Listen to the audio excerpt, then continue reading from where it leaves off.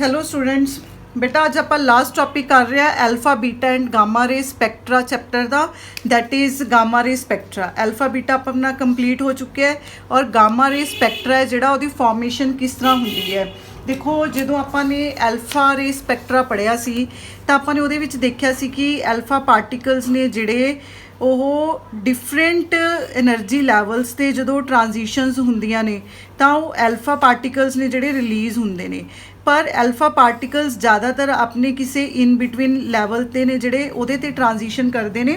उस तो बाद की हुंदा है कि जदों एल्फा पार्टिकल आ किसी लैवल ते आ गए तो फरदर इन्हां तो जिहड़ी ट्रांजिशनस हुंदियां ने ये ट्रांजिशनस दे विच गामा रेज प्रोड्यूस हुंदियां ने।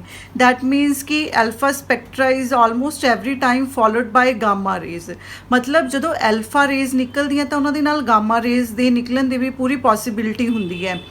सिमिलरली जिस तरह बीटा रेज निकलदियां उदों भी इस तरह दी पॉसिबिलिटीज़ हुंदियां ने कि बीटा पार्टिकल्स जदों रिलीज़ हुंदे ने तो उस तो बाद वो अपने किसी अपर लैवल किसी एक्साइटेड स्टेट ते रह जाते हैं।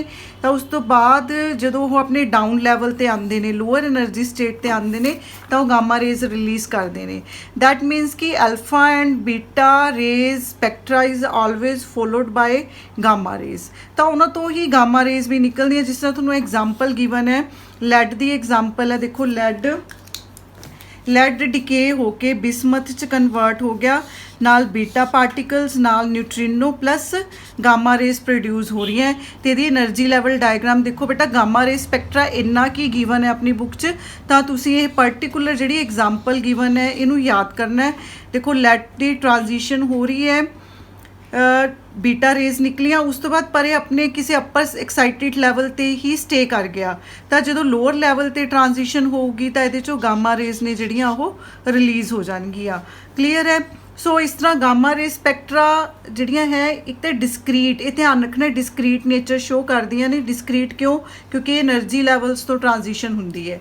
उस तो बाद नैक्सट टॉपिक है internal conversion. Short answer type question बनता है, शॉर्ट आंसर टाइप चाहता है इंटरनल कन्वर्शन की होंदी है।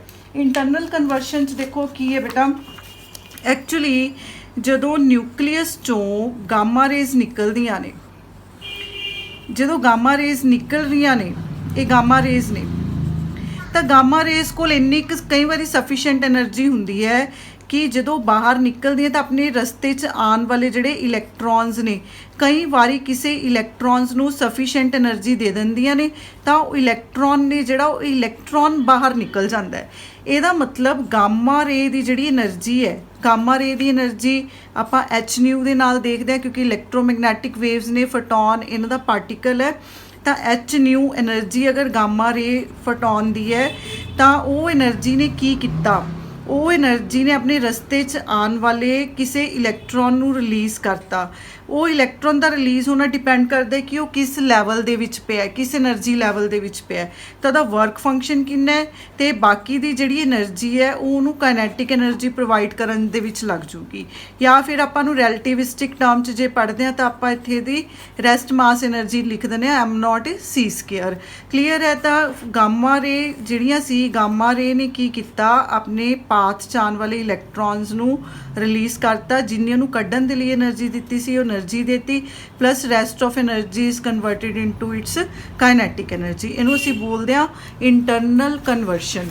इत्थे बेटा थोड़ा ये चैप्टर कंप्लीट है। Alpha beta and gamma ray spectra बहुत इंपॉर्टेंट चैप्टर है।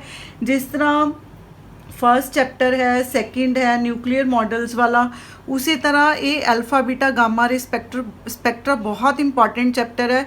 हर कल्ला कल्ला टॉपिक तुसीं इहदा करना है क्योंकि ये कल्ला एक चैप्टर ही एक सैक्शन बहुत अच्छी तरह कंप्लीट कर दिंदा है। बाकी जिहड़े चैप्टर ने इहदे नाल ऑप्शन दे विच आंदे ने तो अगर तुसीं इहनूं बहुत अच्छी तरह कर लोगे तो इह डेफिनेटली है कि बड़ा क्वेश्चन तुसीं बहुत ईजली अटैम्प्ट कर सकते हो। तो इत्थे चैप्टर कंप्लीट है बेटा। मैं हुण नैक्सट जिहड़ा चैप्टर है वो स्टार्ट करवा रही हूँ तुहानूं nuclear reactions and artificial radio activity. Fifth chapter है, लास्ट चैप्टर है दा। उस तो बाद अपना एक रेडियो एक्टिविटी वाला चैप्टर है जोड़ा वो पेंडिंग है, वो इस तो बाद च करांगे। देखो न्यूक्लियर रिएक्शंस दे विच की है एंड आर्टिफिशियल रेडियो एक्टिविटी आ गया। न्यूक्लियर रिएक्शन च है ਨਿਊਕਲੀਅਸ ਦੇ ਨਾਲ ਰਿਐਕਸ਼ਨ ਹੋਣਾ। ਠੀਕ ਹੈ, ਹੁਣ ਪਿੱਛੇ ਹੁਣ ਤੱਕ ਜਿਹੜੇ ਚੈਪਟਰਸ ਆਪਾਂ ਪੜ੍ਹੇ ਨੇ ਉਹਨਾਂ ਦੇ ਵਿੱਚ ਆਪਾਂ ਇਹ ਦੇਖਿਆ ਹੈ ਕਿ ਡਿਫਰੈਂਟ ਜਿਹੜੇ ਹੈਵੀ ਨਿਊਕਲੀਆਈ ਨੇ, ਕਿਉਂਕਿ ਉਹ ਅਨਸਟੇਬਲ ਨੇ, ਉਹ ਅਨਸਟੇਬਲ ਹੋ ਕੇ ਐਲਫਾ ਬੀਟਾ ਗਾਮਾ ਰੇਸ ਪ੍ਰੋਡਿਊਸ ਕਰ ਦਿੰਦੇ ਨੇ। ਕਲੀਅਰ ਹੈ, ਤੇ ਉਹ ਕੋਈ ਨਵਾਂ ਆਪਣਾ and product, stable and product ਨੇ ਜਿਹੜਾ ਉਹ ਕ੍ਰੀਏਟ ਕਰ ਲੈਂਦੇ ਨੇ। ਉਹ ਇੱਕ ਨੈਚੁਰਲ ਮੈਥਡ ਹੈ ਕਿ ਜਿਹੜੇ ਐਲੀਮੈਂਟਸ ਪਏ ਨੇ, ਜਿਹੜੇ ਅਨਸਟੇਬਲ ਪਏ ਨੇ, ਉਹ ਬਾਏ ਨੇਚਰ ਡਿਕੇ ਹੋਈ ਜਾਂਦੇ ਨੇ, ਸਟੇਬਲ ਪ੍ਰੋਡਕਟਸ 'ਚ ਚੇਂਜ ਹੋਈ ਜਾਂਦੇ ਨੇ, ਤੇ ਇਲੈਕਟ੍ਰੋਮੈਗਨੈਟਿਕ ਐਲਫਾ ਬੀਟਾ ਪਾਰਟੀਕਲਸ ਨੇ ਜਿਹੜੇ ਉਹ ਰਿਲੀਜ਼ ਕਰੀ ਜਾਂਦੇ ਨੇ, ਰੇਡੀਓ ਐਕਟਿਵ ਪਾਰਟੀਕਲਸ ਰਿਲੀਜ਼ ਕਰੀ ਜਾਂਦੇ ਨੇ। ਠੀਕ ਹੈ, ਹੁਣ ਨਿਊਕਲੀਅਰ ਰਿਐਕਸ਼ਨਸ 'ਚ ਕੀ ਹੈ ਕਿ ਕਿਸੇ ਸਟੇਬਲ ਪ੍ਰੋਡਕਟ ਤੋਂ, ਕਿਸੇ ਸਟੇਬਲ ਐਲੀਮੈਂਟ ਨੂੰ ਡਿਕੇ ਕਰਕੇ, ਆਰਟੀਫਿਸ਼ੀਅਲ ਮੈਥਡਸ ਦੇ ਨਾਲ ਉਹਨੂੰ ਡਿਕੇ ਕਰਕੇ ਇੱਕ ਨਵਾਂ ਪ੍ਰੋਡਕਟ ਬਣਾਉਣਾ, ਦੈਟ ਇਜ਼ ਨਿਊਕਲੀਅਰ ਰਿਐਕਸ਼ਨਸ। ਠੀਕ ਹੈ, ਤੇ ਇਹਦੀ ਡੈਫੀਨੇਸ਼ਨ ਕੀ ਹੈ? ਡੈਫੀਨੇਸ਼ਨ ਦੇਖੋ ਬੇਟਾ, ਕਿਉਂਕਿ ਥਿਓਰੈਟੀਕਲ ਟੌਪਿਕ ਹੈ ਇਹ, ਆਲਮੋਸਟ ਮੈਂ ਤੁਹਾਨੂੰ ਬੁੱਕ 'ਚੋਂ ਹੀ ਕਰਵਾਉਂਗੀ। ਛੋਟੀਆਂ ਛੋਟੀਆਂ ਡੈਫੀਨੇਸ਼ਨਸ ਨੇ। ਦੇਖੋ, the conversion of nucleus of an element into nucleus of another element is called nuclear reaction। ਤਾਂ ਨਿਊਕਲੀਅਰ ਰਿਐਕਸ਼ਨ ਕੀ ਹੈ?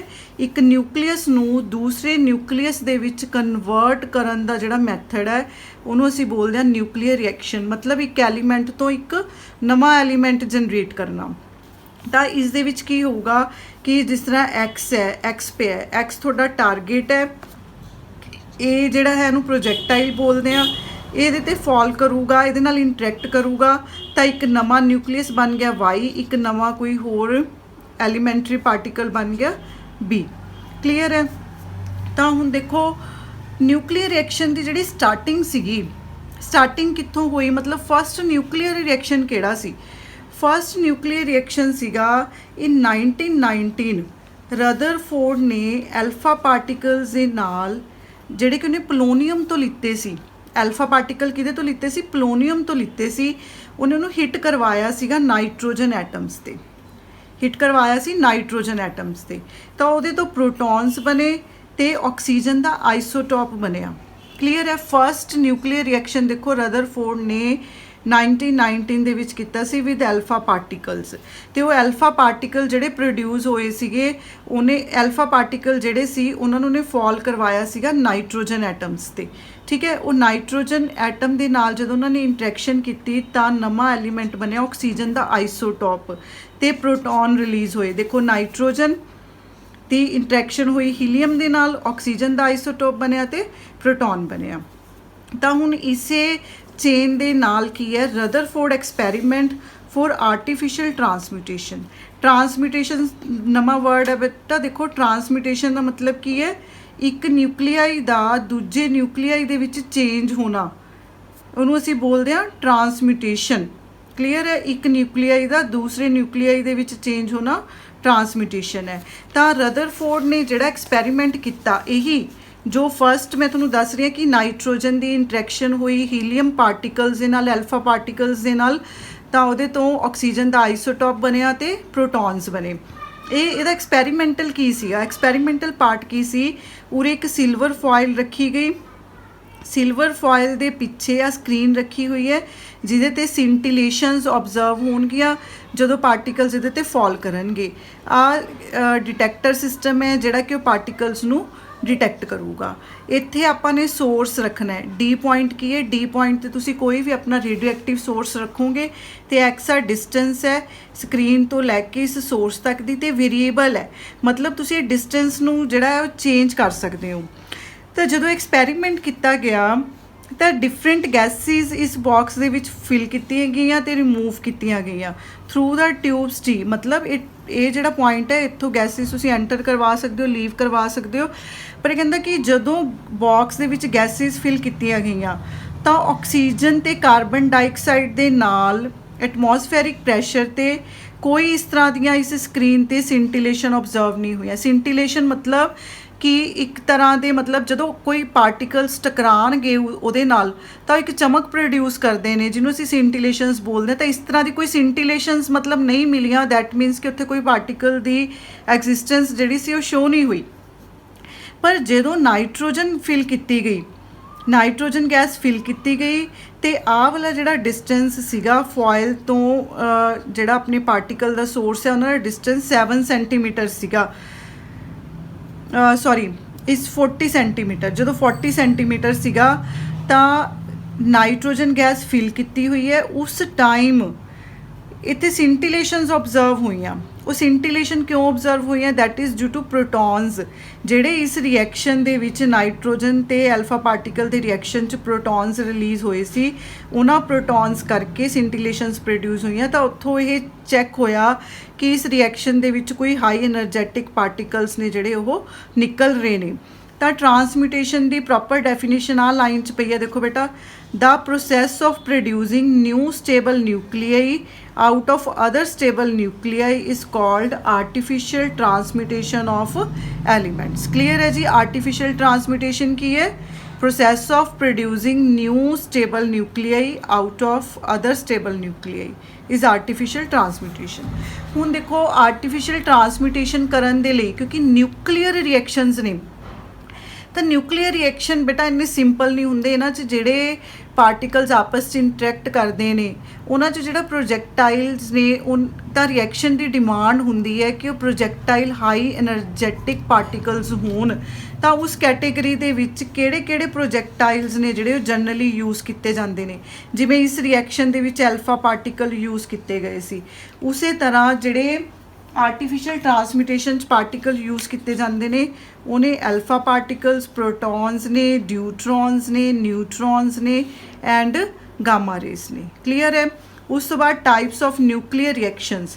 ਨਿਊਕਲੀਅਰ ਰਿਐਕਸ਼ਨਸ ਕਿਸ ਕਿਸ ਤਰ੍ਹਾਂ ਦੇ ਹੁੰਦੇ ਨੇ? ਬਹੁਤ ਸਾਰੀਆਂ ਇਹਨਾਂ ਦੀਆਂ ਕੈਟੇਗਰੀਜ਼ ਨੇ, ਇਹਨਾਂ 'ਚੋਂ ਕੁਝ ਕੁ ਤੁਹਾਡੀਆਂ ਬੁੱਕਸ ਦੇ ਵਿੱਚ ਦਿੱਤੀਆਂ ਹੋਈਆਂ ਨੇ। ਤਾਂ ਦੇਖੋ, ਫਸਟ ਹੈ ਟਰਾਂਸਮਿਊਟੇਸ਼ਨ ਰਿਐਕਸ਼ਨ। ਇਹ 'ਚ ਤੁਸੀਂ ਕੁਝ ਵੀ ਕੋਈ ਵੀ ਨਿਊਕਲੀਅਰ ਰਿਐਕਸ਼ਨਸ ਨੇ, ਨੰਬਰ ਆਫ ਨਿਊਕਲੀਅਰ ਰਿਐਕਸ਼ਨਸ ਹੋ ਚੁੱਕੇ ਨੇ। ਤਾਂ ਟਰਾਂਸਮਿਊਟੇਸ਼ਨ ਮਤਲਬ ਇੱਕ ਸਟੇਬਲ ਐਲੀਮੈਂਟ ਤੋਂ ਦੂਜਾ ਸਟੇਬਲ ਐਲੀਮੈਂਟ ਬਣਾਉਣਾ। ਤਾਂ ਇਹਨਾਂ ਦੀ ਤੁਸੀਂ ਕੋਈ ਵੀ ਬੇਟਾ ਇੱਕ ਇੱਕ ਐਗਜ਼ਾਮਪਲਸ ਨੇ ਜਿਹੜੀਆਂ ਉਹ ਯਾਦ ਕਰਨੀਆਂ ਨੇ। ਨੈਕਸਟ ਹੈ pickup and stripping reaction. Pickup and stripping reaction ਦੇ ਵਿੱਚ ਕੀ ਹੁੰਦਾ ਹੈ? ਇਨਸੀਡੈਂਟ ਪਾਰਟੀਕਲ ਜਿਹੜਾ ਹੈ ਉਹ ਕੋਲਾਈਡ ਕਰਦਾ ਟਾਰਗੇਟ ਨਿਊਕਲੀਅਸ ਦੇ ਨਾਲ and picks up a nucleon from the target nucleus. ਮਤਲਬ ਜਿਹੜਾ ਪ੍ਰੋਜੈਕਟਾਈਲ ਹੁੰਦਾ ਹੈ ਉਹ ਇਨਸੀਡੈਂਟ ਪਾਰਟੀਕਲ ਟਾਰਗੇਟ ਦੇ ਨਾਲ ਇੰਟਰੈਕਟ ਕਰਦਾ ਤੇ ਉਹਦੇ 'ਚੋਂ ਨਿਊਕਲੀਅਨ ਲੈ ਲੈਂਦਾ, ਟਾਰਗੇਟ ਤੋਂ ਨਿਊਕਲੀਅਨ ਲੈ ਲੈਂਦਾ। ਠੀਕ ਹੈ? ਜਿਸ ਤਰ੍ਹਾਂ ਕਾਪਰ ਦੀ ਨੇ ਐਗਜ਼ਾਮਪਲ ਦਿੱਤੀ ਹੋਈ ਹੈ, ਕਾਪਰ ਪਲੱਸ ਡਿਊਟੀਰੀਅਮ। ਕਲੀਅਰ ਹੈ? ਹਾਈਡਰੋਜਨ ਦਾ ਆਈਸੋਟੋਪ ਹੈ, ਤਾਂ ਉਹਦੇ ਤੋਂ ਕਾਪਰ ਹੀ ਰਹਿ ਗਿਆ, ਕਾਪਰ 29, ਕਾਪਰ 63 ਤੇ ਇੱਕ ਕੀ ਰਹਿ ਗਿਆ? ਪ੍ਰੋਟੋਨ। ਕਲੀਅਰ ਹੈ? ਉਸ ਤੋਂ ਬਾਅਦ ਹੈ ਫਿਜ਼ਨ ਐਂਡ ਸਪਲੇਸ਼ਨ ਰਿਐਕਸ਼ਨਸ। ਫਿਜ਼ਨ ਕੀ ਹੁੰਦੀ ਹੈ? ਜਦੋਂ ਇੱਕ ਹੈਵੀ ਨਿਊਕਲੀਆਈ ਸਪਲਿਟ ਹੁੰਦਾ ਹੈ। ਮੋਸਟ ਕਾਮਨ ਐਗਜ਼ਾਮਪਲ ਹੈ ਫਿਜ਼ਨ ਦੀ ਯੂਰੇਨੀਅਮ ਦੀ ਇੰਟਰੈਕਸ਼ਨ ਹੁੰਦੀ ਹੈ ਜਦੋਂ ਨਿਊਟਰੋਨਸ ਦੇ ਨਾਲ, ਤਾਂ ਬੇਰੀਅਮ ਤੇ ਕ੍ਰਿਪਟਨ ਬਣਦਾ ਪਲੱਸ 3 ਨਿਊਟਰੋਨਸ ਨੇ ਜਿਹੜੇ ਉਹ ਰਿਲੀਜ਼ ਹੁੰਦੇ ਆ। ਮਤਲਬ ਇੱਕ ਹੈਵੀ ਐਲੀਮੈਂਟ ਸਪਲਿਟ ਹੁੰਦਾ with the help of high energetic neutrons. Disintegration reactions. ਇਸ ਰਿਐਕਸ਼ਨ ਦੇ ਵਿੱਚ ਕੀ ਹੁੰਦਾ ਹੈ? Interacting particle is absorbed by the target nucleus and into different particle is ejected from the target. ਮਤਲਬ ਟਾਰਗੇਟ ਜਿਹੜਾ ਹੁੰਦਾ ਉਹ ਇਨਸੀਡੈਂਟ ਪਾਰਟੀਕਲ ਨੂੰ ਕੰਪਲੀਟਲੀ ਐਬਜ਼ੋਰਬ ਕਰ ਲੈਂਦਾ ਤੇ ਇੱਕ ਨਵਾਂ ਪਾਰਟੀਕਲ ਹੈ ਤੇ ਇੱਕ ਨਵਾਂ ਐਲੀਮੈਂਟ ਹੈ ਜਿਹੜੀ ਦੀ ਫਾਰਮੇਸ਼ਨ ਹੋ ਜਾਂਦੀ ਹੈ। ਜਿਸ ਤਰ੍ਹਾਂ ਦੀ ਐਗਜ਼ਾਮਪਲ ਗਿਵਨ ਹੈ ਲੀਥੀਅਮ ਪਲੱਸ ਐਲਫਾ ਪਾਰਟੀਕਲਸ, ਉਹ ਤੋਂ ਬੋਰੋਨ ਬਣ ਗਿਆ ਪਲੱਸ ਨਿਊਟਰੋਨਸ ਰਿਲੀਜ਼ ਹੋ ਗਏ। ਉਸੇ ਤਰ੍ਹਾਂ ਹੈਵੀ ਆਇਨ ਰਿਐਕਸ਼ਨਸ ਨੇ, ਹਾਈ એનર્ਜੀ ਰਿਐਕਸ਼ਨਸ ਨੇ, ਸਕੈਟਰਿੰਗ ਰਿਐਕਸ਼ਨਸ ਨੇ। ਸਕੈਟਰਿੰਗ ਅੱਗੇ ਦੋ ਤਰ੍ਹਾਂ ਦੇ ਹੁੰਦੇ ਨੇ, ਇਲਾਸਟਿਕ ਤੇ ਇਨਇਲਾਸਟਿਕ। ਇਹ ਸਾਨੂੰ ਪਤਾ ਹੈ ਇਲਾਸਟਿਕ 'ਚ એનર્ਜੀ ਦੇ ਮੋਮੈਂਟਮ ਨੇ ਜਿਹੜੇ ਉਹ ਕੰਜ਼ਰਵ ਰਹਿੰਦੇ ਨੇ, ਇਨਇਲਾਸਟਿਕ ਦੇ ਵਿੱਚ એનર્ਜੀ ਤੇ ਮੋਮੈਂਟਮ ਕੰਜ਼ਰਵ ਨਹੀਂ ਰਹਿੰਦੇ। ਤਾਂ ਇਹਦੇ 'ਚ ਕੀ ਹੈ? ਮੇਨ ਤਾਂ ਇਹ ਹੈ ਕਿ ਬੇਟਾ ਕਈ ਵਾਰੀ ਸ਼ਾਰਟ ਆਨਸਰ ਟਾਈਪ ਕੁਐਸਚਨਸ ਆ ਜਾਂਦੇ ਨੇ, ਤਾਂ ਤੁਸੀਂ ਇਹਨਾਂ ਸਾਰਿਆਂ ਦੀ ਇੱਕ ਇੱਕ ਐਗਜ਼ਾਮਪਲ ਆਪਣੇ ਦਿਮਾਗ 'ਚ ਰੱਖਣੀ ਹੈ ਸਾਰੇ ਰਿਐਕਸ਼ਨਸ ਦੀ। ਉਸ ਤੋਂ ਬਾਅਦ ਨੇ ਕੰਜ਼ਰਵੇਸ਼ਨ ਲਾਜ਼। ਕੰਜ਼ਰਵੇਸ਼ਨ ਲਾਜ਼ ਦੇ ਵਿੱਚ ਕੀ ਆਉਂਦਾ ਹੈ ਕਿ ਜਿਸ ਤਰ੍ਹਾਂ ਆਪਾਂ ਦੇਖੋ ਤੁਸੀਂ ਸਿੰਪਲ ਕੋਈ ਕੈਮੀਕਲ ਰਿਐਕਸ਼ਨ ਵੀ ਲਿਖਦੇ ਹੋ, ਤਾਂ ਉਹ ਸਿੰਪਲ ਕੈਮੀਕਲ ਰਿਐਕਸ਼ਨ ਦੇ ਵਿੱਚ ਕੀ ਹੁੰਦਾ ਹੈ ਕਿ ਤੁਸੀਂ ਦੋਨੋਂ ਸਾਈਡਸ 'ਤੇ ਉਹਨਾਂ ਦੇ ਜਿਹੜੇ ਨੰਬਰਸ ਨੇ ਉਹਨਾਂ ਨੂੰ ਬੈਲੈਂਸ ਕਰਦੇ ਹੋ। ठीक है। उस तरह होर कई प्रॉपर्टीज़ होंदियां ने। उस तरह न्यूक्लियर रिएक्शन दे विच भी दोनों साइड्स ते जिहड़ी आपां इक्वेशन लिखदे आ उहनां दे विच कुछ लॉज ने जिहड़े फॉलो करने पैंदे ने। फर्स्ट लॉ है conservation of charge, total charge दोनों साइड्स ते कॉन्सटेंट रहना चाहिए। कहने दा मतलब एटॉमिक नंबर ते मास नंबरस ने जिहड़े उहनां दा सम है जिहड़ा वो दोनों साइड्स ते बराबर होना चाहिए।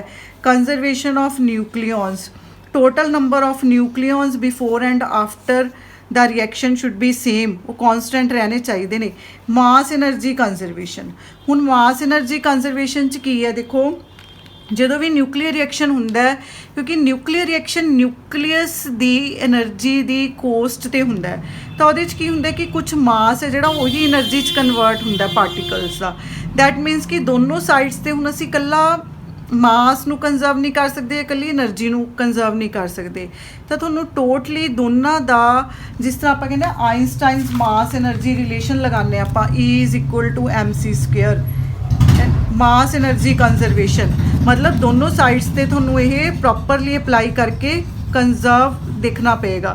उस तो बाद conservation of linear momentum, linear momentum conserve रहना चाहिए, एंगुलर मोमेंटम कंजर्व रहना चाहिए। एंगुलर मोमेंटम होंगे sum of spin angular momentum and orbital angular momentum. Spin ते स्टैटिस्टिक्स, स्पिन है जी सेम वो वैल्यूज़ सेम आनियाँ चाहिए ने। स्टैटिस्टिक्स ने जड़ियाँ ये भी कहता न्यूक्लियर रिएक्शनस जो होंगे ने उन्होंने कुछ कंडीशनस इंपोज कर देंगे ने, वो आप हायर क्लासिस दे विच पढ़ते हैं सारा कुछ। उस तो बाद कंजरवेशन ऑफ पैरिटी, हुण जिहड़ी पैरिटी है, पैरिटी कुछ रिएक्शनस दे विच तां कंजर्व रहिंदी है, कुछ च नहीं रहिंदी। देखो कहते जिहड़ियां स्ट्रोंग इंटरैक्शनस ने उन्हां च तां पैरिटी कंजर्व होगी तो स्ट्रिक्टली ऑब्जर्व भी होगी, पर वीक इंटरैक्शन दे विच जिहड़ी पैरिटी है वो ऑब्जर्व नहीं हुंदी। क्लीयर है। उस तो बाद काइनामैटिक्स ऑफ न्यूक्लियर रिएक्शन है, बहुत इंपॉर्टेंट टॉपिक है इस चैप्टर का, सब तो इंपॉर्टेंट टॉपिक है ये काइनामैटिक्स ऑफ न्यूक्लियर रिएक्शनस। ये सारा टॉपिक बेटा मैं थोनों नोट्स चो करवा रही हाँ, क्योंकि थोड़ी बुक दे विच ना इहदे च एक दो जगह ते थोड़ी जी मिसटेक है इस डेरीवेशन दे विच, तां ये डेरीवेशन तुसी इत्थों देखनी है।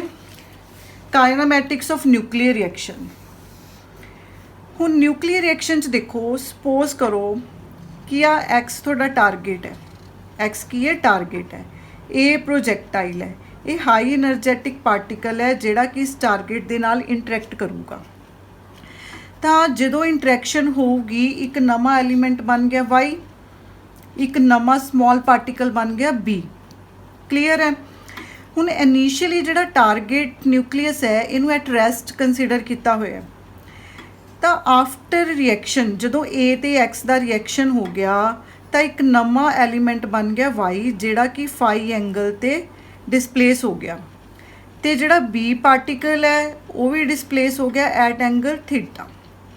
क्लीयर है। तो हुण आपां ये देखते हैं भी किस केसिस दे विच किस तरह दी कंडीशनस ने जिहड़ियां ऑब्जर्व होणगियां। अगर असी law of conservation of total energy apply करते हैं, law of conservation of total energy मतलब before reaction and after the reaction. Before reaction साडे कोल की पिया एक्स है तो ए है, तो ए दी एनर्जी ते उहदी रेस्ट मास एनर्जी, ए दी एनर्जी मतलब काइनेटिक एनर्जी तो उहदी रेस्ट मास एनर्जी। क्लीयर है। उस तो बाद mx²। हुण ਇਹਦੀ क्यों नहीं लीती हैगी, क्योंकि ये रेस्ट ते है, ये जिहड़ा पार्टिकल है ये टारगेट जिहड़ा है वो रेस्ट ते है, इस करके ਇਹਦੀ काइनेटिक एनर्जी की होगी जीरो होगी। ਇਹਦੀ ਆਪਾਂ की देखांगे सिर्फ रेस्ट मास एनर्जी देखांगे mx²। सिमिलरली जिहड़ा वाई डिसप्लेस होया ਉਹਦੀ काइनेटिक एनर्जी ਉਹਦੀ रेस्ट मास एनर्जी, बी ਦੀ काइनेटिक एनर्जी ਉਹਦੀ रेस्ट मास एनर्जी। तो अगर असी टोटल एनर्जी देखिए जिहड़ी एनर्जी इत्थे रिलीज़ हो रही है क्यों, वो एनर्जी कितनी होगी, वो एनर्जी होगी प्रोडक्ट माइनस रिएक्टेंट। प्रोडक्ट की ने ई वाई तो ई बी, इन्हां दी टोटल एनर्जी कितनी होगी E Y plus E B minus E A, क्योंकि एक्स की है एक्स रेस्ट कंडीशन ते पे है, इस करके दी काइनेटिक एनर्जी की होगी जीरो होगी। मतलब अगर असी क्यू वैल्यू ऑफ रिएक्शन देखनी है वो की होगी energy of product minus energy of reactants. Clear है। Product E Y plus E B हो गए, रिएक्टेंट की हो गया माइनस ई ए हो गया, एक्स की है एक्स दी 0 है क्योंकि इट इज़ एट रेस्ट। हुण अगर असी फर्स्ट ते सैकेंड तो देखिए इस इक्वेशन च अगर आप देखिए बेटा देखो ध्यान दे नाल E Y plus E B minus E A ये किहदे बराबर है, E Y plus E B minus E A ये किहदे बराबर है, क्यू दे बराबर है। तो ये अगर असी इन्हां वैल्यूज़ नूं सैपरेट कर लीए, इन्हां नूं एक पासे लिख लो एनर्जी वाली नूं, बाकी सारियां नूं एक पासे लिख लो तो साडे कोल की बच जूगा M A plus M X minus M Y minus M B C square. हुण ये तो हो गया अपना सारा कुछ before the reaction. Before the reaction की है हुण क्योंकि ये डिसप्लेस होया फाई एंगल ते तां उरे जे आपां इहनूं इहदे कंपोनेंट्स लिखना होवे, जे आपां इहनूं वैक्टर समझिए एक इहनूं इहदे कंपोनेंट्स लिखना होवे तां ये कंपोनेंट की है अपने कोल कॉस फाई, आ कंपोनेंट की है साइन फाई। सिमिलरली अगर इहदे कंपोनेंट्स देखने इस वैक्टर दे, इहदे कंपोनेंट्स की ने कॉस थीटा ते माइनस साइन थीटा। तो आपां कंजरवेशन लॉ अप्लाई करते हैं लॉन्ग द एक्स एक्सिस। अगर असीं ये लॉन्ग एक्स एक्सिस देखते हैं, आ एक्स एक्सिस चूज किया होया सपोज आ एक्स एक्सिस दे लॉन्ग ये दोनों पार्टिकल्स पे ने बिफोर द रिएक्शन, क्लीयर है। तो यदा मोमेंटम की होगा M A V A, target की पे रेस्ट ते पे तो यदा मोमेंटम की हो गया 0। कंजरवेशन ऑफ मोमेंटम लगा रहे हैं, बिफोर रिएक्शन मोमेंटम की है, आफ्टर रिएक्शन मोमेंटम की है अलॉन्ग एक्स एक्सिस। तो बिफोर रिएक्शन यदा momentum M A V A दा 0। हुण यदा मोमेंटम क्योंकि आप एक्स एक्सिस देखना है तो ये मोमेंटम का कंपोनेंट की है M Y V Y cos phi, clear है। तो यदा की है यदा M B V B cos theta, equation बन गई। सिमिलरली अगर असी वाई एक्सिस के लिए देखते हैं, वाई एक्सिस के लिए बिफोर रिएक्शन तो कुछ भी नहीं है क्योंकि दोनों पार्टिकल्स एक्स एक्सिस से फॉल कर रहे हैं तो इस करके 0 हो गया। वाई एक्सिस ते मोमेंटम बिफोर रिएक्शन 0। तो इधर की है component M Y V Y sine phi, इधर कंपोनेंट की है M B V B sine theta with negative sign क्योंकि नीचे आ गया है। तो इन्होंने बराबर कर लो M Y V Y sine phi, इधर है M B V B sine theta minus है जोड़ा वो एडजस्ट हो गया। तो जी अपनी देखो आ वाली इक्वेशन सी इक्वेशन नंबर 3, इस इक्वेशन में देखो बेटा ने किमें लिखा हुआ है M A V A minus M B V B cos theta is equal to M Y V Y cos phi. Equation number 5 बन गई। ਇਹਦਾ स्केयर कर लो, स्केयर कर रहे हैं तो A square plus B square minus 2ab is equal to this 1 square.